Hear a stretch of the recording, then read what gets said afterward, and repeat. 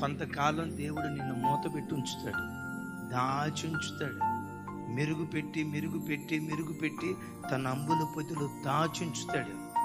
నీవు అనుకుంటావు, నన్నెందుకు దేవుడు పుట్టించాడో, నాలాంటి అభాగ్యుణ్ణి, నాలాంటి చేతగాని దాన్ని, నాలాంటి అసమర్థుణ్ణి, ఎవరికి ఎందుకు దేనికి పనికిరాని నాలాంటి వాడిని దేవుడు ఎందుకు పుట్టించాడో.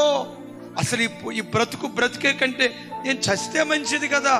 వాళ్ళకెన్ని తలాంతులు ఉన్నాయో చూడు, వీళ్ళకెన్ని తలాంతులు ఉన్నాయో చూడు, వాళ్ళ మందిరంలో ఎంత చక్కగా వాడబడుతున్నారో చూడు, వీళ్ళెంత తెలివి కలిగిన ప్రజలుగా ఉంటున్నారో చూడు.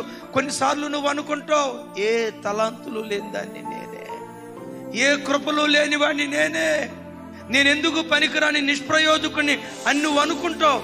నిష్ప్రయోజకురాలివి కాదు, నిష్ప్రయోజకుడివి కాదు. దేవుడు ఏం చేశాడో తెలుసా? సానబెట్టి తన అంబుల పొదిలో భద్రంగా దాచాడు. నీ లోపల కూడా ఒక తెలియని కృప నీ లోపల దేవుడు దాచిపెట్టాడు. అయ్యా నాకేం కనపట్టలేదే, అంబుల పొదిలో దాచాడు. ఒకరోజు వస్తుంది, శూరుడు ఖడ్గము ప్రయోగించినట్లుగా దేవుడు నిన్ను ప్రయోగించును గాక.